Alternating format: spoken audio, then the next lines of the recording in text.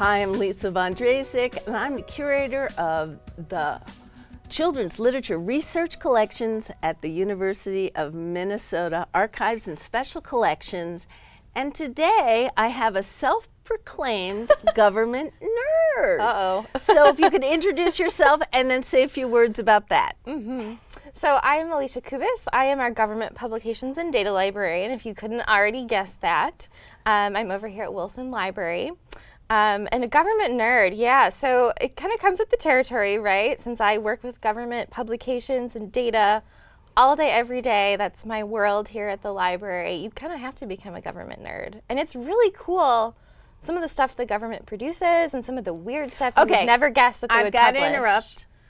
What's the weirdest thing that you ever opened an envelope or a folder and you went, our government did this? Well, I think some of the weirdest stuff I found is in the USDA, the Department of Agriculture, bulletins and some of those more kind of ephemeral, smaller little pamphlet type of publications where they're meant to be consumer driven and consumer focused, where there's ones about how to keep your house plants alive, or the one that I know me and one of the other government information librarians here at the U really think is funny is this one particular USDA bulletin that was about designing this women's coat. I can't remember if this was in the 30s or 40s. That was meant for shopping. It was this specially designed coat that had all these special little pockets. Here's and things. To put your coupons. Yeah, exactly. It was really strange, but that the government would think oh yes, we need to design this coat for women because they are going to be the shoppers of the family, and we need this special coat that they need to make for shopping. So that kind of stuff is just really interesting. The kinds of things you would never think that they would care about that they really do. There's a lot of really interesting consumer focused information that way. That's not just kind of technical stuff that you would think. And you brought a book that you're excited about. Can you give me the title and the publisher? Yes. So it's called When Women Didn't Count, The Chronic Mismeasure and Marginalization of American Women in Federal Statistics. And I think Prager is and I don't know if I'm saying that right. I probably am not. Let me just take this as the cover. Prager, excuse me. Yes, that is the cover. Unfortunately, here at academic libraries, we take our book jackets off. So I brought you a copy of the cover. So interestingly enough, the way I came across this book was I'm on an awards committee for the Government Documents Roundtable of the American Library Association, and I was in charge of the research award. And so this was one that was nominated, and so I got to take a look at this and really, look at its methodologies and how well it was researched, and do some skimming and reading of chapters. And I really thought it was just fascinating and so well researched. Did you mention who the author is? Sorry, I did not, did I? I'm terrible. Robert Lopresti is the author. He is a government information librarian, of course, at Western Washington University. And so, yeah, I'm really excited about this book. I'm not sure what that means, the mismeasure. Can you just break apart the title for me? Yeah, so the government has been collecting statistics and data about the population in the U.S. since the inception of our country, right? And so especially the decennial census, so the census taken every 10 years, they want to get information about everyone who lives in the U.S.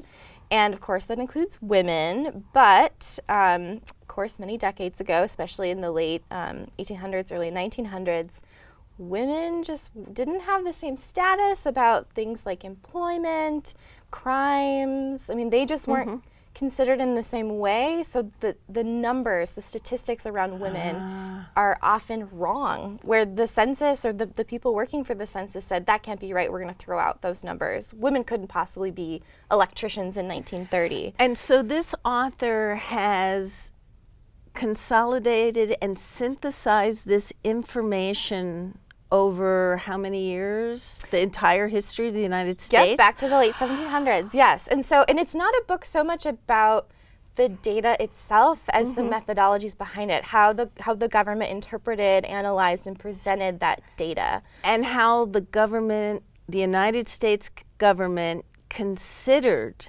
this information as important or not important. Exactly. It's very much reflective of that time, right? So. And as you were reading, was there one fact that you went, huh? Oh my, can't believe that.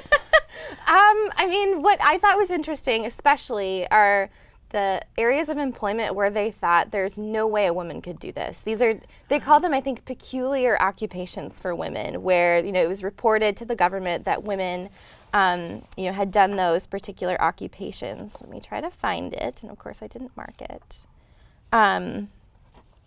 But that women can be auctioneers or blacksmiths. And what year are we talking about here? This is 1920.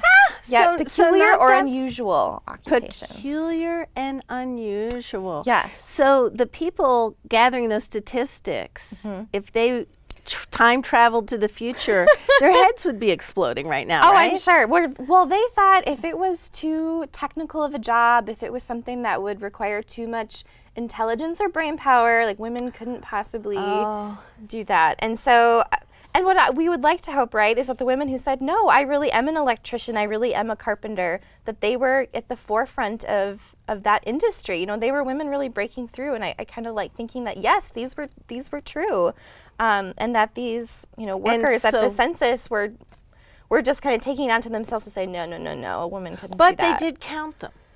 They just said it was peculiar. They Often, labeled yes. it that way. I think some of them they did throw out. I don't remember exactly when they would decide it was an error or not, or just to leave it. They said they can't believe this is true. Right. Where often there'll be notes in the census report saying these are the jobs that we threw out that women had reported that couldn't possibly be the case. Wow, so this is a great find. This is a recent publication? Yes, it's just from this past year. And if a person wanted to see this book, they would come to your library. Anyone can come to your library and see it there. And if you are a friend of the library, you have borrowing privileges. Indeed, is that yes, correct? that is correct. So I urge anyone who can be to become a friend of the library, because the resources here are amazing. Thank you so much for sharing your thank you. pick for Read This Book.